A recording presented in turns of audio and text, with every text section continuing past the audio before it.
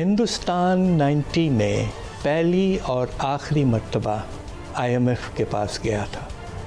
1990, आपने ठीक कहा। और उनके रिजर्व्स तकरीबन ना होने के बराबर हो चुके थे, उनके बिल्कुल यानी नियर ज़ीरो। हमारे फॉरेन एक्सचेंज रिजर्व्स इंडिया से भी ज़्यादा थे, या कम से कम हमारा लोन कितना था 90 में, हमारा फॉरेन एक्सचेंज अब कर्जा कितना था। और जी अगर आपने कारखाना लगाना है तो टेक्नोलॉजी भी लेके आएँ। अब जैगवर बन रही है, मर्सिडीज़ बन रही है, BMW बन रही है वहाँ पे, और तब वो इकानमी खोलते हैं जब उनकी नौमौजूद इंडस्ट्री खड़ी हो जाती है। Did it play any factor?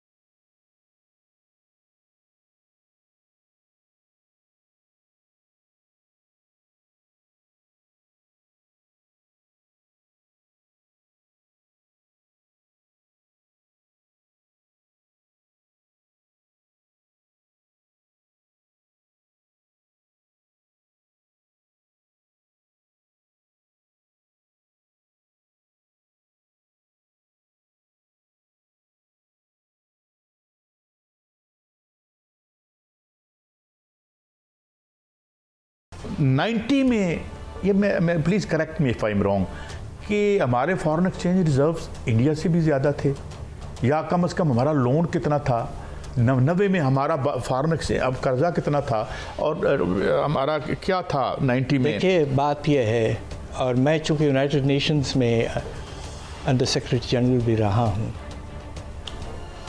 Hindustan was part of my territory. I was the development head for the United Nations Development Program. Hindustan 90 में पहली और आखिरी मर्तबा IMF के पास गया था। 1990, आपने ठीक कहा। और उनके रिजर्व्स तकरीबन ना होने के बराबर हो चुके थे, उनके बिल्कुल यानी नियर ज़ीरो। मेरी जब मीटिंग्स होती थी हिंदुस्तान की लीडरशिप से, because India was part of my territory for United Nations के तौर पर, तो मेरी मीटिंग्स काफ़ी इनसे होती थी डॉक्टर मनमोहन सिंह, जो हिंदुस्तान के प्राइम मिनिस्टर थे। एक मर्तबा उन्होंने बड़ी सिग्निफिकेंट बात कही मुझसे। उन्होंने कहा, डॉक्टर साहब, do you know that we learned from your experience?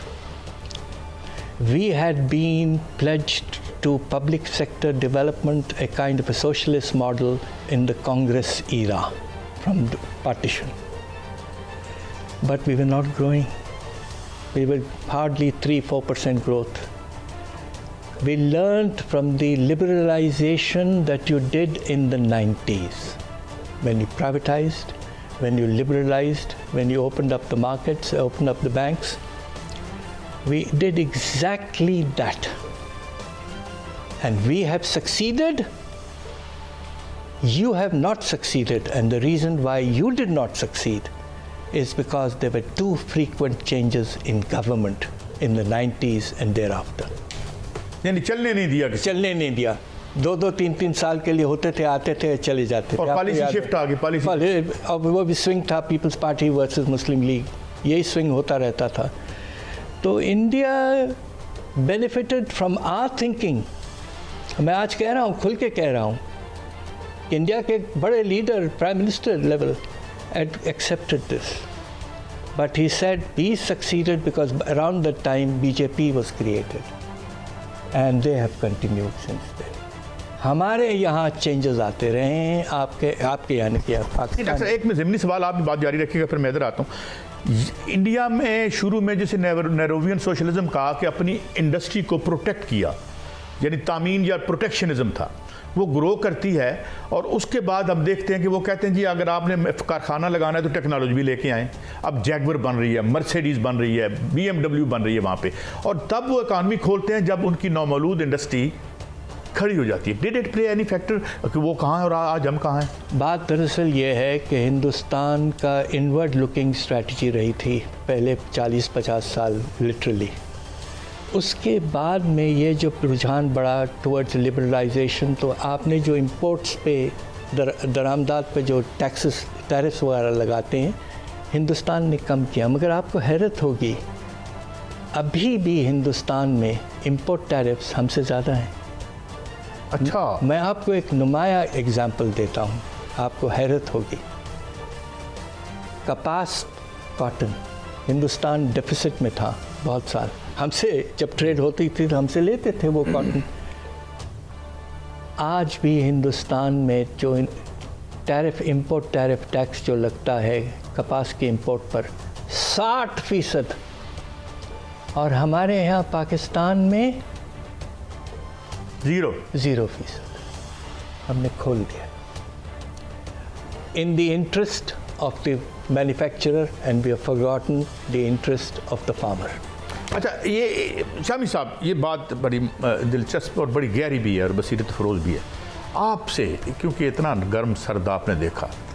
यहाँ अब जहाँ हम हैं कोई ज़्यादा काबिल रिस्क सूरत हाल नहीं, क्राइसिस, सिक्योरिटी, सियासत, कोई रास्ता आगे जाता है? क्योंकि रिसेंटली मैं आपको वाच करता हूँ, आप धीमापन और बातचीत इसकी तरफ आप करते हैं, इससे आगे रास्ता कैसे निकल सकता है? काजी साहब देखें, तजर्बे ने बताया है ना कि हम इस मुल्क के रहने वाले जितने भी हैं, हमें एक दूसरे के साथ जीना है और ज़िंदा रहना है। तो एक दूसरे के साथ एडजस्टमेंट करनी पड़ेगी, एक दूसरे को तहत करके हम आगे नहीं बढ़ सकते। तो जुल्फ़िकार अली भुट्टो और उनके मुखालफों के दरमियान जो पोलराइजेशन हुई और जिस तरीके से फिर आज हम उनको निशान पाकिस्तान पेश कर रहे हैं, आज हम कह रहे हैं कि वो जो उन पर मुकदमा चला था उसके अंदर झोल थे। मगर जिस वक्त ये सारा मामला हो रहा था, उनके किसी मुखालिफ ने उनकी ताज़ियत के लिए एक हर्फ अदा नहीं किया। तो ये सबक है। लेकिन हम जो हैं उस पोलराइजेशन को जब तक ख़त्म नहीं करेंगे हम आगे नहीं बढ़ सकेंगे। अब इस वक्त वो उनकी अब तो मुस्लिम लीग नून और पीपीपी एक जगह उनमें आ गई, लेकिन पीटीआई में और उसके मुखालफों में शुरू हो गई। यानी फेस बदल गए मगर लक्षण तो वही रहे। अब वो एक दूसरे के साथ बैठने को तैयार नहीं है।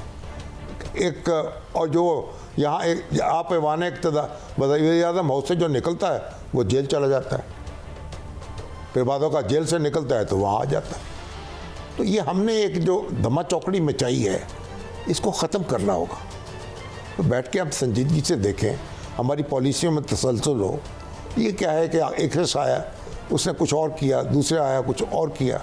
हमारी इस वक्त आप देखिए, डॉक्टर साहब तशरीफ़ फरमाएं, तालीम पर हम कितना इन्वेस्ट कर रहे हैं, सेहत पे हम, IMF ने भी हमें ये कहा है कि आप अपनी तालीम और सेहत में ज़्यादा सरमायाकारी करें, ज़्यादा रिसोर्सेज वहाँ डालें।